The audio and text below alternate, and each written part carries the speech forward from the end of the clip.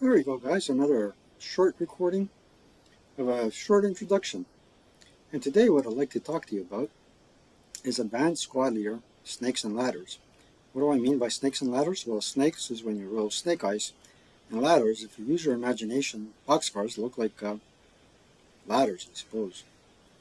So, with no further ado, let's go on to um, an overview. We're going back to the basics. Most of the snakes and ladders or um, snake eye rules and boxcar rules kind of involve basic concepts. And we'll go over a few, and then I'll show you where I got the inspiration to do this video. Um, it is a cheat sheet that I found on BGG. And in addition to that, as a bonus towards the end, I'm going to go over a more complicated example. And hopefully we'll dive into the Vassal and do a couple of examples, playthroughs to, you know, picture the consequences of that. All right, so with no further ado, let's go into the first slide here.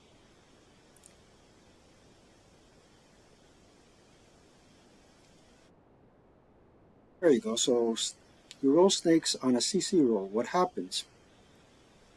Well, there's leader creation and infiltration. So what does that mean?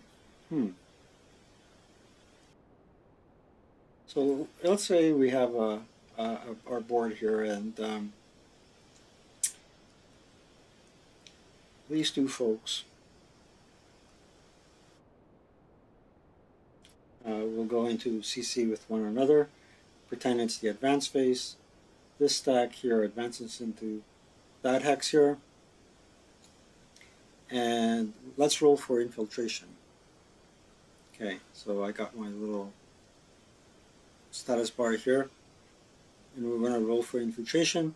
The British is the attacker, and the Germans are the defenders. So it's 1-to-1 odds, 4 firepower factors for the squad, 1 for the leader. And remember, the British are the attacker. So let's roll for the British first. There's a -1 to my dice roll. I rolled a 5. A 6 -1 for the leadership modifier of the best order British leader, and there's no modification to the German rules. So the Germans roll a 3. 5 minus 3 is 2, so there's no ambush. Notice if I didn't have -9 -1 leader there, there would be an ambush. So now we're rolling 1-to-1. Let's roll for the sake of rolling. So the attacker rolls first, CC roll, 6, missed by 1. Germans rolled an 8.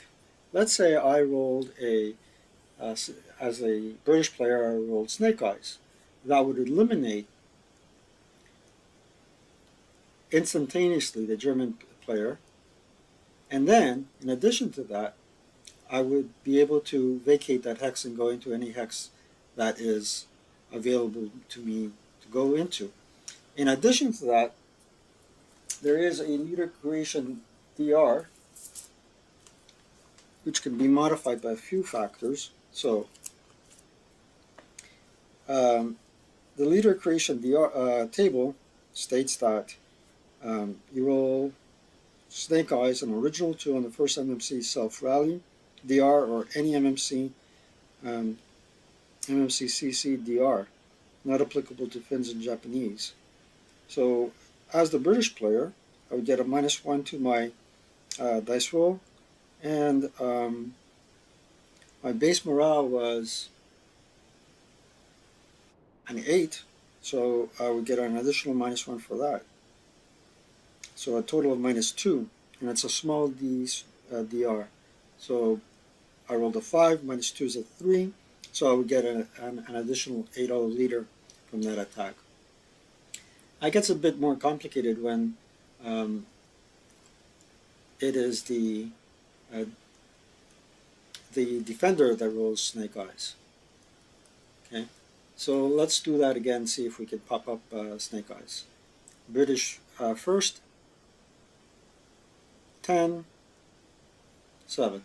All right, but let's say it's the defender that rolled the snake eyes, and then and the British player did not eliminate the um, the defender on their roll.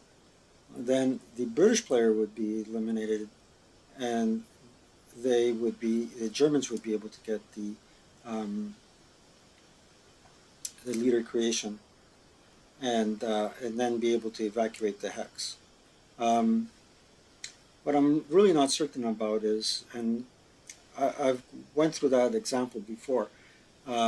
So the attacker rolls first. They eliminate the defender, and then the defender um, rolls snake eyes. That momentarily um, eliminates the the sequential order of things. Um, However, um, the way I would play it, and I could be wrong on this one, is that okay? The def- uh, the attacker did eliminate the squad and the leader, and then subsequently to that, there was infiltration, and that would eliminate the British, but then a leader would be created in that hex. But I could be wrong on that one. I'd have to look it up again, research it. So that's that for this example. So we know you roll snakes on um, a CC roll.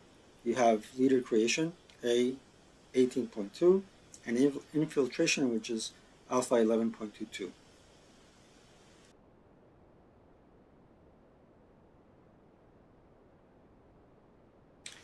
So let's go on to the second slide. G, now roll snake eyes. All right, so you roll boxcars on a CC roll. What happens? Again, it's a question of infiltration. Um, so what does that mean? There I go. I roll snake eyes again. So back to the drawing board. So in this case, in this example, instead of one of the two sides rolling snake eyes, they roll boxcars or ladders. So what that means is then the side that rolls boxcars permits the other unit to escape from close combat and leave, or attack and then leave. So let's just do the rolls again, see if any side gets boxcars. The British are the attackers. Let's roll for the British first. Nearly. No. Okay. Let's go on to slide number 3, I believe, or 4. There we go. Yeah, that's rolling snake cars on boxcars and CC. All right. You roll snakes on a 2-hit roll. What happens? Well, it's a critical hit according to Charlie 3.7 if using vehicular target type or um, area target type. So if you're using vehicular target type, that means your 2-kill number will double. And if you're using area target type, it means that one of the units in the hex will um, will be subject to a critical hit, and any positive modifiers are turned into negative. So let's do an example of that. Okay, so we're back at the drawing board right here. So here we got a beautiful kill stack target, 458 with a Piet, a 458 with an LMG and a 9-1 leader. And here we got a 50 mortar at 1, 2, 3, 4, 5, 6 hexes away. So using the area target type, can we get an acquisition marker here? Yep. That means we need a, oops, undo that. Just pick up the acquisition. We need a large one, 5/8 counter. I'm just going to put it off to the side for now. All right, so that's this range. It's area target type, so it's a 7 to hit. We didn't hit. We didn't get right. But suppose we got snake eyes. Well, on two-hit rule, there isn't any cowarding because we're using the two-hit table. It would be a -1 acquisition because it's the first one. Let's say it's our prep fire phase. Um, and let's not forget that it's rate, okay? And we would roll random selection to see uh, which unit got hit with the critical hit. So 1, 2, and 3, top to bottom, 1, 2, and 3. So the second unit, which is the squad carrying the LMG, will suffer or incur a critical hit, which would be a 12 down 2, whereas everyone else would be a 2 up 2. So the critical hit would be on the 12 table, uh, -2 because we're reversing the temp from positive to negative. Let's just do an IFT roll and see what would transpire. So 7 -2 is 5 on the 12 table. So the second squad would be incur a 2 morale check, and everyone else would be a 7 plus 2 is 9 on the 2 table, which would be a miss. So a 2 morale check, let's do it and see what would happen. It would break.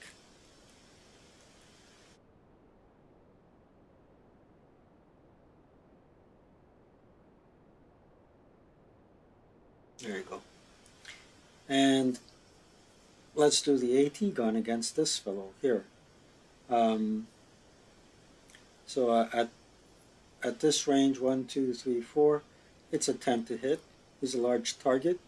Add 1 or subtract 1 from your dice roll, and the hedge add 1. So the hedge and the large target status cancel each other out. Let's do a to hit rule. That's a hit, but not a critical hit. Now, if they did roll snake eyes on this target, with a 75L, you would get it's normally a 17 to kill. That would go up to 34, -11 for the frontal armor. So still, it's really a dangerous game, critical hits. Let's say for the sake of this example, they already prep fired. So just to recap, snakes on a two-hit roll, if you're using area target type or vehicular target type, is a critical hit as per Charlie 3.7. There you go. All right. Now we roll boxcars on a two-hit roll. Now what happens? So what happens is possible gun breakdown, possible gamer range, dice destruction. I've heard it all. So now we certainly don't need an example of that. You just have to flip the counter over without flipping your head and your body and the table. Okay. All right. Next slide. I'm going to turn off the video capture so you can see the slide in totality. Okay, so you roll snakes on an IFT roll. What happens? Well, possible cowering dependent on the unit versus unarmored vehicle. It's if you subsequently roll a 1d6, 1 is a burning wreck, 2 it's eliminated, 3 immobilized, 4 to 6 no effect. So let's check that out on the board. Okay, let's undo a couple of these things here and set up a nice example.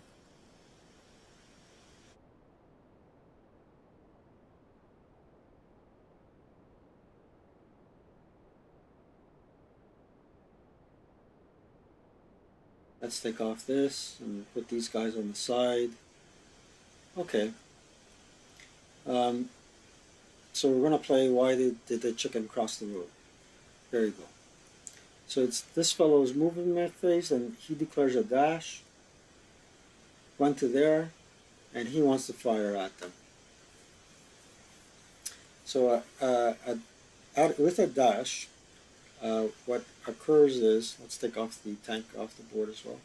What happens is, 1, 2, 3, 4, 5 hexes away. I believe you get -1 for first fire non-assault movement, and possibly first fire moving in the open, plus your leadership DRM, but your firepower is halved. So you got there 8 plus 2 is 10, would be a 4 down 3. Now there's no possibility of cowering because in this case it would be leader directed, plus first line and elite 458s, British 458s do not cower. However, let's consider this example instead. Okay, I have a 4.67 there, another 4.67 here, with an LMG, and an 8-1 leader. Okay, now it's their movement phase, and they want to dash this way. All right, so now what we got here is 4 firepower factors down 3. However, get the leader out of there because we want an example whereby cowering is possible. Now let's roll and see what happens. So that would be probably a 4 down 2. Let's roll on the IFT. Oh, we nearly got snake eyes, but it's still a KIA. Now, the beauty about rolling at 3s as opposed to snake eyes is, in this case, we do get a very damaging roll, a very big effect, without any possibility of cowering. So, as good as snakes may sound, ultimately your 3 is much more better than a 2. And of course, in this case, most games that I see, the SAN is a 2. I've played also scenarios where SANs were pretty high, 4, 5, and 6.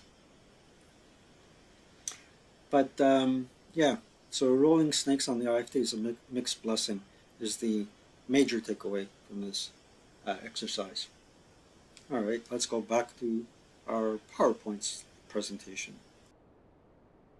So we got that down packed. Slide number 7.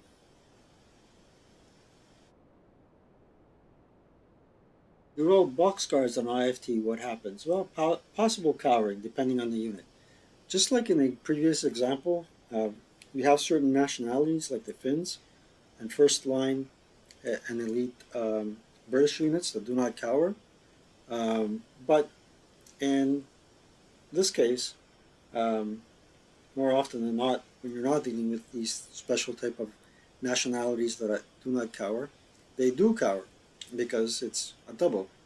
And in addition to that, you may have to worry about support weapon breakdown and possibly ammo depletion. Moving along, there go your boxcars or your ladders. You roll snakes on an MC roll. What happens? Heat of battle, A15.1. So heat of battle is more or less unique to Advanced Squad Leader. It's has nothing to do with starter kit. And basically what occurs is with heat of battle, there's 4 different combinations that can occur. Actually 3 in certain cases. So there could be a hero creation and battle hardening. And if you roll a 5 or a 6, both can appear. Both of the 2 conditions can appear. Alternatively, anything from a 9 to 11, the unit becomes berserk, and 12 or higher, the unit surrenders. And if the unit cannot surrender, then they disrupt. In addition to that, if a unit becomes berserk and there's no enemy unit, and it's been Insanity and it's lost, then it becomes Fanatic, which means that its morale is increased by 1. Even if it's an 8, then it'll go around with a morale of 9. Whereas a Berserk unit has a morale of 10, but they're lax, they do not break the casualty reduce. So you need to be careful about that item 2. In addition to that, there's different die roll modifiers for heat of battle. -1 if they're lead, British, or Finnish. +1 if they're broken or inexperienced each. So if they're broken and inexperienced, that would be a cumulative DRM of +2. +2 for being Russian or Allied minor, +3 for Italian and Axis minor, and +4 for Japanese. I guess they put the +4 there in order to increase the likelihood that the Japanese unit becomes berserk. I don't understand why, though, that how a Japanese unit could possibly surrender. Anywho, moving on to the next slide. Oh, so we came to the end of our presentation. So this is the advanced tip, the bonus tip. It has nothing to do with snakes and boxcars. It's not related to that. So basically, Corporal Curious, that's my alias. In a recent game, I came across a situation, I'll tell you what it is. And I had to ask this question. Does a concealed unit under mandatory wall advantage have the obligation to momentarily reveal itself and to forfeit the ability for an opposing unit to claim wall advantage? The opposing unit already has no in-hex temp. Or can the defender forfeit wall advantage in order to retain concealment, as per Bravo 9.324? So, let's see what I am talking about here, okay? So this is just a picture of the situation. I'm not suggesting that you cross the road while it's being guarded by a 9-1 leader with an LMG and 2 4 5 8 elite squads. That cannot cower, period, even if they were without a leader. But here's the situation. I'll concentrate between hex 04 and P4. According to Chapter B, a dummy stack cannot hold wall advantage. At the same token, wall advantage is automatically mandatory for these 3 units because there is no in-hex temp. The other exclusion as well is if they're under an armored fighting vehicle, the armored fighting vehicle, although it affords a +1 temp to the unit, that is not considered temp for the purposes of determining who has wall advantage.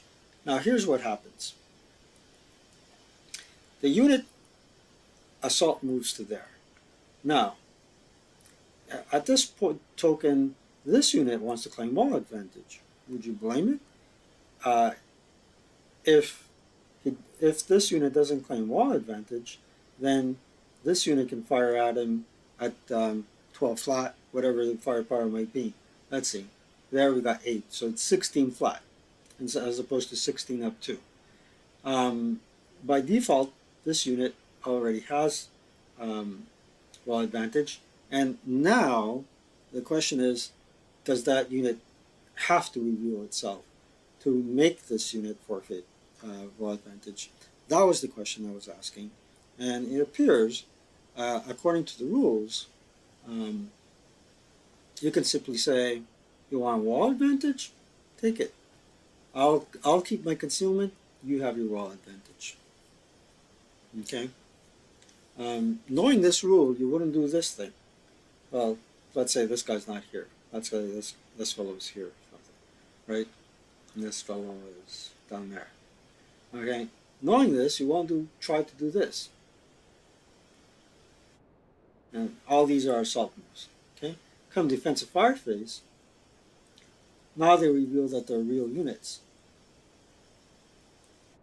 So here we can exert a 4 up to no, wait a second, a 12 up to shot. They claim wall advantage because they prefer to keep their concealment. So where is wall advantage here? There it is. You want wall advantage? Keep it. Now I got a 12 up 2, and here I can do either a 16 up 2 or a 4 up 2 and a 12 up 2. And from where did we get the answer? This is why I like Discord.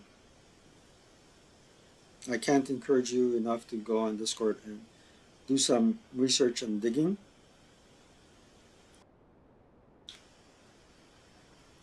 So here JRV responds, if an enemy unit attempts to gain wall advantage on a hex side where a friendly concealed unit has it, the following unit can either momentarily reveal a real unit to deny or forfeit wall advantage per AB 9.324 at its option unless pinned, TI, or an immobile vehicle with being concealed while pinned, or TI while still concealed being a tricky but not impossible thing to do.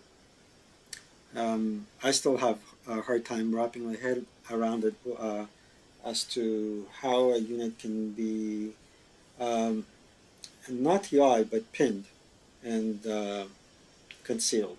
I I can understand being TI and concealed because let's say, for example, nobody has lost to you, or uh, you're well over 16 hexes away from a unit and you're trying to dig in.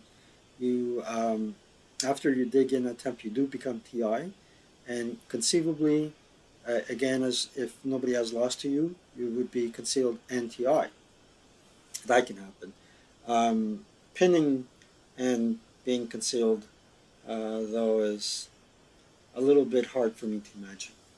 And the backup to that is a little Q&A.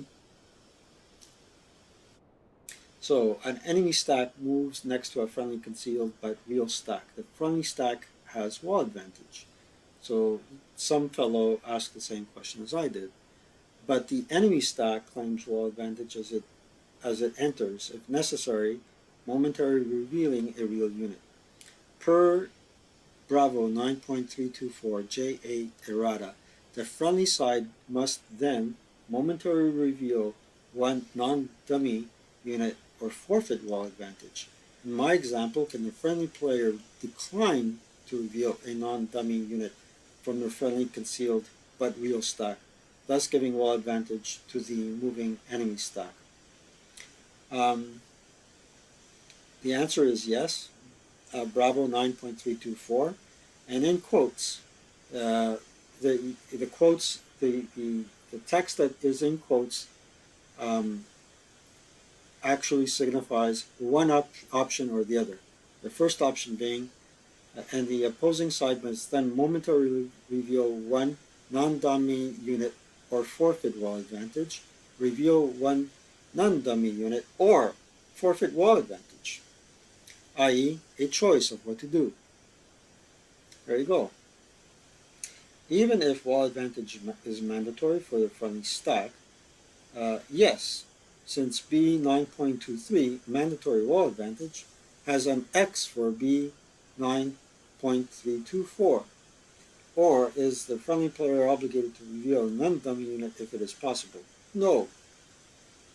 If the friendly player has the option to decline or to reveal a unit in general, may choose not to reveal a unit and so forfeit wall advantage to the enemy player if the friendly concealed but real stack contains one or more pinned TI or immobile units. No, since per B 9.322, a pinned TI or immobile unit cannot voluntarily claim or forfeit wall advantage.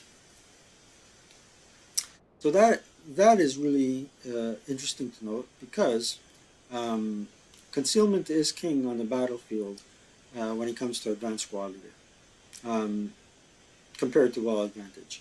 With concealment, you have all the firepower going against you. With wall advantage, all the opponent gets is incurs is a +2 DRM. So which would you rather incur? A 12 up 2 attack or a 6 up 2 attack? That's basically how I um, viewed it. I said, I'm not going to reveal real unit to you. I'm going to keep my concealment, and you can have your wall and hug it while you're at it. And ultimately, we learned a new thing, and I hope you did as well by watching this video. I will give you in the description below a link to the BGG article that I saw with an overview of the consequences of rolling snake eyes or boxcars or ladders, I like to call them.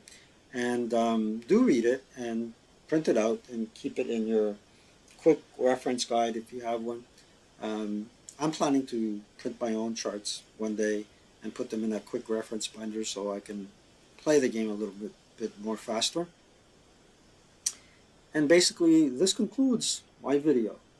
I hope you enjoyed it, and do like and subscribe if you haven't already done so. And if you know anyone that is interested in watching more Squad Leader videos, please let them know about the channel. I greatly appreciate it. And once again, I'd like to thank you all for watching my videos. Those that are new, and we have quite a few new subscribers, and those that have been around since the get-go. Take care and have fun.